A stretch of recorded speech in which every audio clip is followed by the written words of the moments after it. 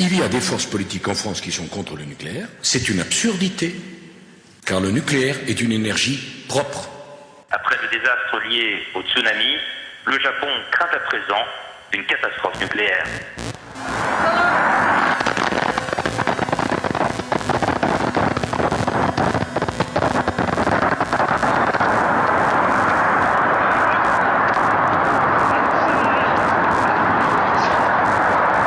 Sur le site, la radioactivité reçue en 1 heure atteindrait actuellement la limite à ne pas dépasser en 1 an.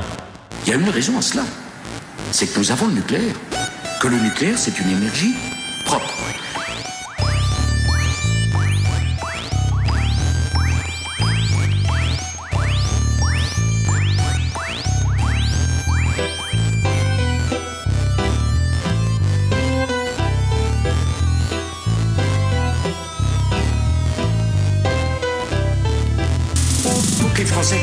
Il faut que les Français comprennent. Les centrales nucléaires classiques ont une durée de vie.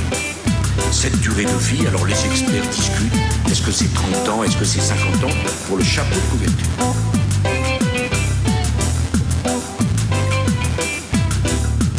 Les murs et le toit de l'un des réacteurs se sont effondrés.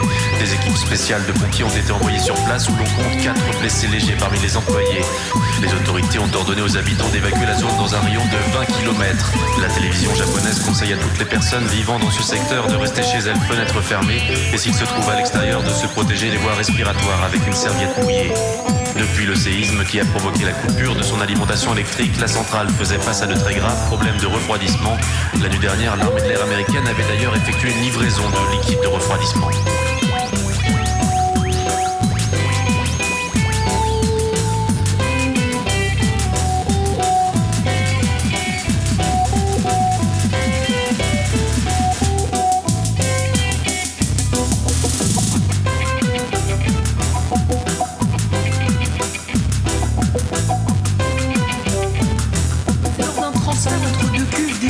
L'uranium s'est déversé sur le sol dans 2 cours d'eau tout proches, la Gaffière et le Lozon.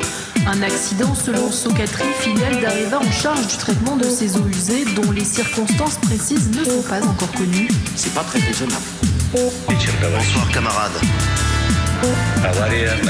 L'accident à la centrale de Tchernobyl a profondément touché le peuple soviétique et provoqué l'inquiétude dans le monde entier. C'est la première fois que nous sommes confrontés à ce type de danger, l'énergie nucléaire échappant au contrôle de l'homme. C'est pas très raisonnable. Mais je dis qu'il n'est pas raisonnable de dire on va poursuivre le nucléaire, on va arrêter le nucléaire. C'est pas possible. Moi, j'avoue que quand je regarde la manière dont cet accident est passé, j'ai du mal à imaginer plus catastrophique. Le nucléaire est une énergie propre. C'est une guerre où l'ennemi ne se fatigue pas. Il est opiniâtre, il est invisible, il n'a aucun sentiment et il travaille. Propre. Mesdames, Messieurs, bonsoir. À 19h17, l'agence soviétique TASS annonçait un accident en Ukraine dans une centrale nucléaire. Le seul fait qu'elle l'annonce laissait supposer que c'était grave. Lundi 28 avril 1986, 2 jours après les faits, les premières informations tombent. Le nucléaire est une énergie propre. Une explosion a provoqué la défragmentation de son réacteur atomique. Résultat, le rayonnement radioactif est partout et capable sur place de condamner à mort un homme en seulement 10 secondes. Pour le moment, personne n'a conscience du danger, mais il s'agit bien là de la plus grosse catastrophe sanitaire de tous les temps. C'est pas très raisonnable.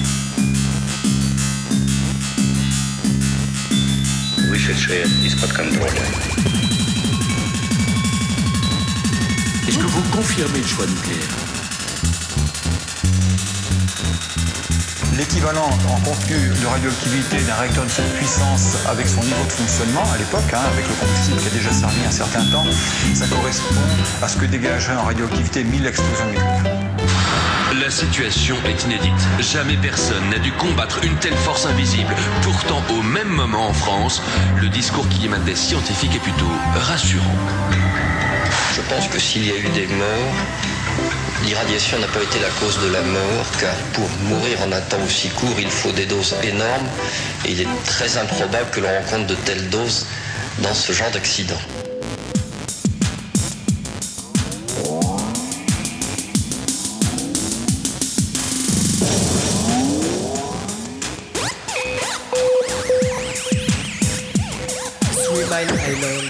trois mots qui restent dans la mémoire des Américains.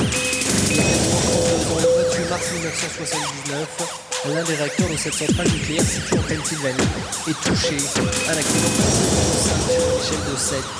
À la suite d'erreurs humaines et de défaillances matérielles, le réacteur ne peut être refroidi, son cœur commence à fondre. L'enceinte de confinement est contaminée mais résiste, évitant que les populations environnantes ne soient contaminées. Par précaution, 140 000 personnes avaient été temporairement déplacées. L'accident nucléaire qui touche actuellement la centrale japonaise de Fukushima pourrait ressembler à celui-ci. Est-ce qu'on continue le choix du nucléaire ou est-ce qu'on l'arrête ?